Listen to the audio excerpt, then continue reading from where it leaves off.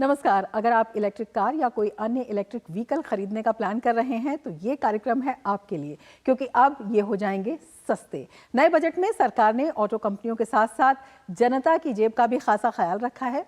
वित्त मंत्री निर्मला सीतारमण ने वित्त वर्ष 2025-26 के लिए बजट में ऑटो सेक्टर को बूस्ट करने के लिए कई अहम घोषणाएं की हैं। सरकार का लक्ष्य है स्थानीय स्तर पर मैन्युफैक्चरिंग को बढ़ावा देना, ताकि इलेक्ट्रिक वाहनों को सस्ता होने के साथ साथ आयात पर निर्भरता भी कम हो। तो आज हम चर्चा करेंगे इसी खास विषय पर। मैं हूं रमा त्यागी, मेरे साथ रहेंगे दो खास मेहमान भी।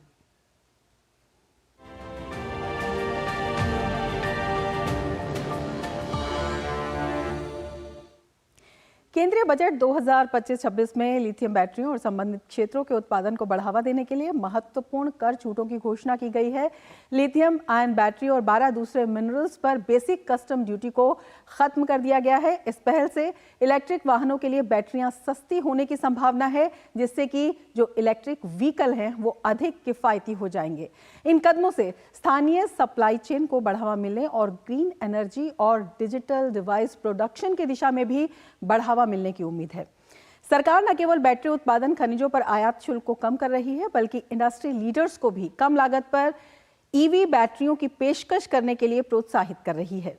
सरकार द्वारा लिए गए इन सभी महत्वपूर्ण फैसलों से कुल मिलाकर इलेक्ट्रिक वाहन सस्ते हो जाएंगे। भारत सरकार का लक्ष्य है कि 2030 तक 70% वाणिज्यिक वाहन, 80% दोपहिया वाहन और 30% तक निजी वाहन ईवी बन जाए। और किस तरह से ये कदम जो है उठाए गए हैं, वही हम ग्राफिक्स के ज़रिए आपको समझाने की इस वक्त कोशिश करेंगे कि किस तरह से जो ये वाहन हैं इनके दाम सस्ते हो जाएंगे।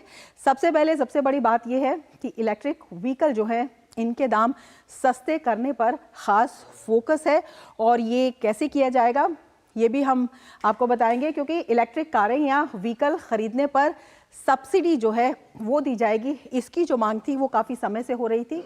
इसके साथ ही लिथियम बैटरी की प्रोडक्शन और इससे जुड़े सेक्टर्स पर भारी छूट जो है वो दी गई है, तो वो भी अपने आप में काफ़ी बड़ा कदम बताया जा रहा है। सरकार लोकल मैन्युफैक्चरिंग को बढ़ावा देना चाहती है, जो स्थानीय विनिर्माण है उसमें बढ़ावा हो, इसलिए ये लगातार कदम उठाए जा रहे हैं। और इससे क्या होगा, इससे जो विदेशों पर बढ़ रही निर्भरता है उसको कम जो है किया जा सकेगा, यानी कि जो आयात है वो कम होगा। साथ ही पीएमई ड्राइव योजना का बजट भी 1870.76 करोड़ रुपए से बढ़ाकर 4000 करोड़ रुपए कर दिया गया है, तो ये भी इस क्षेत्र में अपने आप में एक बड़ा कदम है। साथ ही पीएलआई योजना का बजट भी 346.87 करोड़ रुपए से बढ़ाकर 2818.85 करोड़ रुपए कर दिया गया है, तो इस क्षेत्र में भी काफ़ी संभावनाएं जो हैं देखी जा रही हैं इससे। साथ ही cobalt, lithium ion battery, scrap, lead, zinc जिनकी हम बात कर रहे हैं, इनके साथ ही जो 12 अन्य महत्वपूर्ण खनिज हैं, इन पर जो है जो बेसिक कस्टम ड्यूटी है वो हट गई है। तो ये अपने आप में गेम चेंजर कदम जो है साबित होगा, ऐसा कहा जा रहा है, क्योंकि बैटरियों, सेमीकंडक्टर्स और नवीकरणीय ऊर्जा उपकरणों के निर्माण के लिए ये आवश्यक होते हैं, और इन पर जो है ये बेसिक ड्यूटी ख़त्म करने से ये सस्ते हो जाएंगे। इलेक्ट्रिक व्हीकल्स, क्लीन एनर्जी और इलेक्ट्रॉनिक्स मैन्युफैक्चरिंग को इससे काफ़ी बढ़ावा मिलेगा। इसके साथ ही बहुत सी एडिशनल चीज़ें हैं, 35 एडिशनल ऐसी चीज़ें हैं जिन्हें ड्यूटी फ्री कर दिया गया है, तो ये भी अपने आप में काफ़ी बड़ा कदम है। मोबाइल फ़ोन बैटरी निर्माण में आवश्यक 28 वस्तुएं भी शुल्क मुक्त कर दी गई हैं। तो ये सब जो कदम हैं इससे काफ़ी उम्मीदें जगी हैं। अगर इस पूरे सेक्टर की बात करते हैं, अब बताते हैं क्या होगा इससे असर।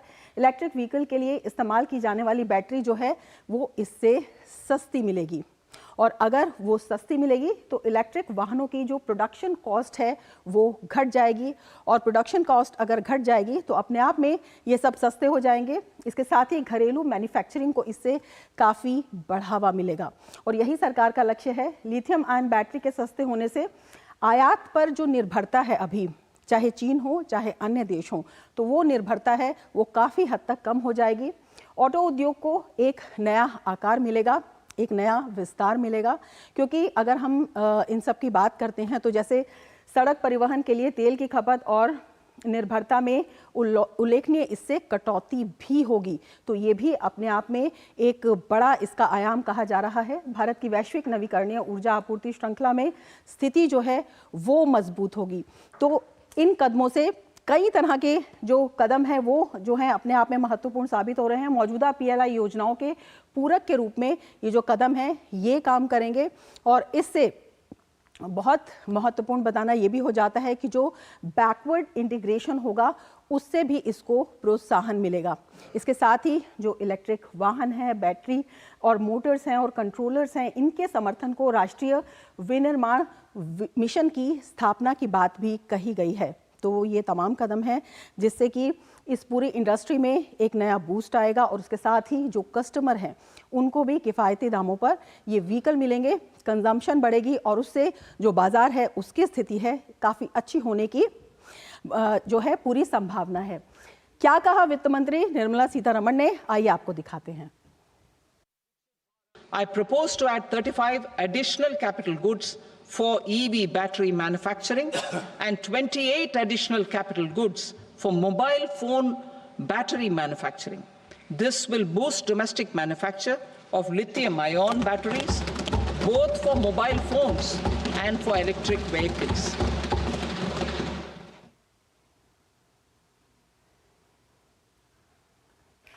तो भारत में इलेक्ट्रिक वाहनों की मांग जो है वो काफ़ी तेज़ी से बढ़ रही है। अगर बताएं साल 2024 की, तो इसमें जो इलेक्ट्रिक व्हीकल्स हैं इनकी बिक्री ने नए रिकॉर्ड कायम किए। 2024 में 19,49,114 यूनिट्स इलेक्ट्रिक वाहन बिके। वर्ष 2024 में हर दिन 5,325 वाहनों की बिक्री हुई, 27% की वृद्धि हुई। अगर हम इलेक्ट्रिक व्हीकल की बात करते हैं, इसकी सेल्स की बात करते हैं, ये एक बड़ी छलांग है। साल 2023 के मुकाबले 2024 में इलेक्ट्रिक वाहनों की बिक्री में 27% की वृद्धि हुई। 2023 की अगर हम बात करते हैं तो 15,32,389 यूनिट्स की बिक्री हुई थी। 2024 में ये संख्या 4,16,728 यूनिट से बढ़कर 19 लाख से अधिक हो गई। इलेक्ट्रिक टू व्हीलर्स और थ्री व्हीलर्स की जो पकड़ है वो भी काफ़ी मजबूत इसमें हुई है और भारतीय बाजार में इलेक्ट्रिक टू व्हीलर्स की जो डिमांड है वो सबसे अधिक देखी गई है। कुल ईवी बिक्री का 59% हिस्सा टू व्हीलर्स का रहा है और 35% हिस्सेदारी थ्री व्हीलर्स की रही है। जो पैसेंजर व्हीकल्स हैं उनका योगदान 5% का रहा है और 2024 में 11,48,575 यूनिट्स इलेक्ट्रिक टू व्हीलर्स बिके, जो 2023 की तुलना में 33% ज़्यादा हैं। थ्री व्हीलर्स की बिक्री 18% की इसमें बढ़ोतरी हुई है।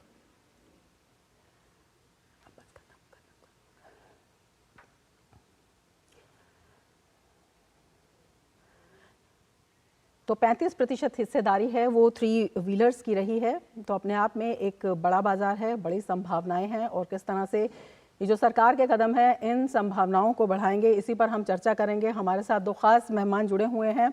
हमारे साथ सहज तमानी जी जुड़े हुए हैं जो CEO फाजा हैं और नरेंद्र तनेजा जी जुड़े हुए हैं जो एनर्जी एक्सपर्ट हैं। सहज जी, सबसे पहले आपके पास आना चाहेंगे और आपसे जानना चाहेंगे, सरकार के जो ये कदम है, एक बड़ा लक्ष्य सरकार ने तय किया है, अब ये कदम उस लक्ष्य को कितना पूरा करते हुए दिखाई देते हैं? देखिए, केंद्रीय बजट, नमस्कार मैडम, थैंक यू, आपने मुझे अपने शो पे इनवाइट किया। देखिए, केंद्रीय बजट 2025 ने भारत में जो इलेक्ट्रिक व्हीकल को अपनाने में जो अपना ताकत दिखाई है, इससे ईवी अपनाने में तेजी आएगी और इंपोर्ट ड्यूटी में कटौती, मैन्युफैक्चरिंग इंसेंटिव, पॉलिसी सपोर्ट के माध्यम से ये बजट ईवीज को अधिक किफायती घरेलू उत्पादन को बढ़ावा देने और चार्जिंग बुनियादी ढांचे को मजबूत करने में मदद करेगा। आज हमें ये देखने की जरूरत है कि अभी total two wheelers, electric two wheeler जो टोटल टू व्हीलर है उसका 6.1% इलेक्ट्रीफाइड है। थ्री व्हीलर में इलेक्ट्रिफिकेशन आज 56-56.5% पे है। पैसेंजर व्हीकल जो है वो करीब 2.5% इलेक्ट्रीफाइड हो चुका है। कमर्शियल व्हीकल, बसेस और ट्रक्स को अगर हम देखते हैं तो वो करीब 1% इलेक्ट्रीफाइड है। एंड ओवरऑल जैसा हम कैलेंडर ईयर 24 के अंत तक हम देख रहे थे, करीब 5.5% व्हीकल्स, गाड़ियां आज जो रास्ते पे चल रही है वो इलेक्ट्रीफाइड है।